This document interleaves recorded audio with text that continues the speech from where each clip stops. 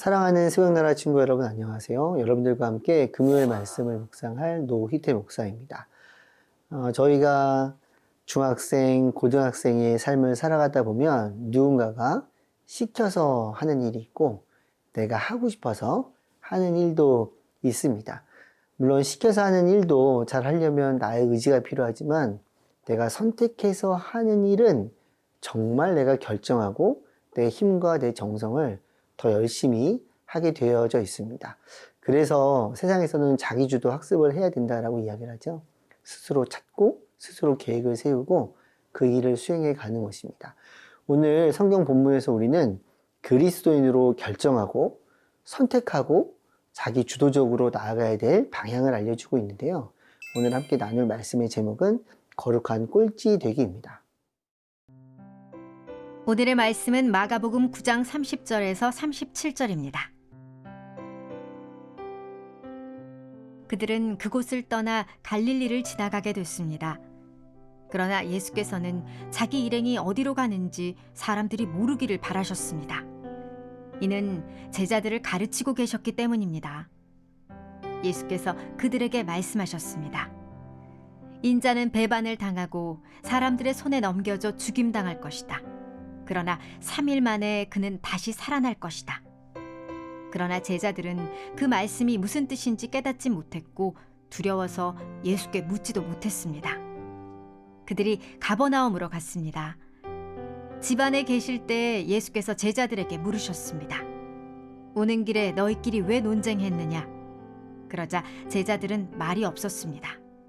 그들은 길에서 누가 가장 큰 사람이냐 하는 문제로 다투었기 때문입니다. 예수께서 자리에 앉으시면서 12제자를 불러놓고 말씀하셨습니다. 누구든지 첫째가 되려면 모든 사람의 꼴찌가 돼야 하고 모든 사람을 섬기는 종이 돼야 한다. 예수께서 한 어린아이를 데려와 그들 가운데에 세우셨습니다. 그리고 아이를 팔로 껴안고 제자들에게 말씀하셨습니다. 누구든지 내 이름으로 이런 어린아이 하나를 영접하는 사람은 나를 영접하는 것이고 누구든지 나를 영접하는 사람은 나를 영접하는 것이 아니라 나를 보내신 분을 영접하는 것이다. 예수님께서는 하늘 영광을 버리고 이 땅에 오셨습니다. 이 땅에 오신 이유는 죽기 위해서였습니다. 모두가 안전하게 그리고 모두가 풍요롭게 모두가 오래 살고 싶어 하는 곳이 바로 이 세상입니다. 이곳에 예수님은 주로 오셨습니다. 물론 인간의 죽음과는 큰 차이가 있죠. 인간의 죽음은 죄의 대가였지만 예수님의 죽음은 영원한 생명을 위한 영원한 생명을 선물로 주시기 위한 죽음이었습니다. 예수님께서는 자신이 죽고 부활하실 것에 대해서 오늘 본문에서 제자들에게 들려주십니다. 이렇게 말씀하셨습니다. 31절 말씀입니다. 이는 제자들을 가르치고 계셨기 때문입니다. 예수께서 그들에게 말씀하셨습니다. 인자는 배반을 당하고 사람들의 손에 넘겨져 죽임당할 것이다. 그러나 3일 만에 그는 다시 살아날 것이다. 제자들은 예수님의 십자가와 부활의 이야기를 들었습니다. 이것을 어떻게 이해했고 이 이야기를 들었을 때 어떤 마음이었을까요? 이어지는 32절을 보면 무슨 뜻인지 몰랐다라고 이야기를 합니다. 그래서 물어볼 내용도 없었죠. 수학 시간에 무슨 말인지를 모르면 질문하기가 어렵습니다. 또 하나의 표현이 있는데요. 두려웠다라고 합니다. 예수님께서 자신의 죽음과 부활에 대해 이제 두 번째로 이야기하신 건데요. 어떻게 보면 제자들이 무슨 말인지 몰랐다는 것도 당연할 것 같습니다. 왜냐하면 아직 경험을 못했으니까요. 그리고 두려워서 질문을 하지 못한 또 하나의 이유를 저희는 추측해 볼 수 있습니다. 예수님께서 대답하실 내용이 그들이 원하던 대답이 아니었을 것을 아마도 알았을 거예요.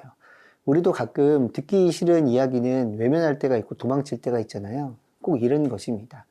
우리는 제자들을 보며 이 본문에서 중요한 영적인 교훈을 얻을 수 있습니다.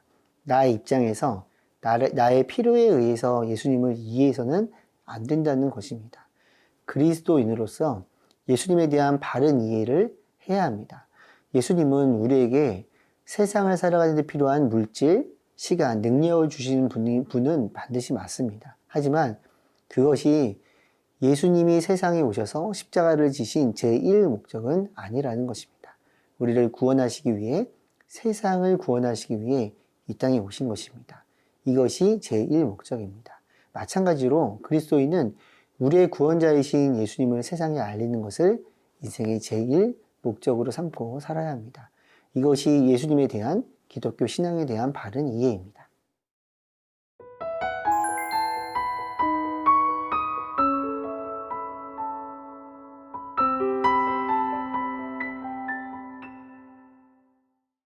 예수께서는 십자가 죽음에 대해 제자들에게 말씀하셨습니다. 우리가 살펴본 것처럼 제자들은 알아듣지 못했죠. 그 일이 있은 이후에 제자들은 서로 논쟁을 합니다. 34절 말씀입니다. 그러자 제자들은 말이 없었습니다. 그들은 길에서 누가 가장 큰 사람이냐 하는 문제로 다투었기 때문입니다. 이들을 이해하기 위해서는 당시 이스라엘의 문화를 조금 알아야 합니다. 당시 한 스승 아래에서 배우는 여러 사람들을 제자라고 하죠. 근데 그 사람들은 서열이 있었고요. 서열에 따라서 앉는 위치가 결정이 되어져 있었습니다. 물론 이들이 논쟁한 이유는 자신의 서열이 더 높다라고 스스로 각자 생각했기 때문이었습니다. 예수님께서는 서열을 중요하게 생각하는 제자들에게 이러한 가르침을 주셨습니다. 35절 말씀입니다. 예수께서 자리에 앉으시면서 12 제자를 불러놓고 말씀하셨습니다. 누구든지 첫째가 되려면 모든 사람의 꼴찌가 돼야 하고 모든 사람을 섬기는 종이 돼야 한다. 예수님께서는 하나님 나라에 대해 가르치셨습니다. 서열에 대해서 다투고 있는 사람들에게 하나님 나라를 알려주시는 겁니다. 첫째가 되려면 꼴찌가 되고 다른 사람을 섬기는 종이 되어야 합니다. 중요한 표현을 볼 수 있는데요. 꼴찌가 나중에 첫째가 된다는 것을 의미하는 게 아니고요. 이 자리에서 꼴찌가 되어야 한다는 것입니다. 되어야 한다는 것은 스스로 의도적으로 그렇게 해야 한다는 것입니다. 세상의 논리로는 이해가 되지 않는 것이죠. 그러나 예수님을 생각하면 이해할 수 있습니다. 예수님은 하나님과 본체셨으나 의도적으로 인간을 구원하시기 위해 죄인의 몸으로 이 땅에 오셨습니다. 예수님이 우리를 위해 그렇게 자신의 영광을 포기하신 것입니다.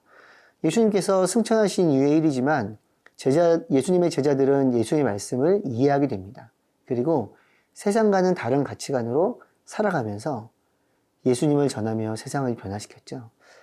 오늘 여러분은 어떤 계획을 가지고 있습니까? 그리고 누굴 만날 계획인가요?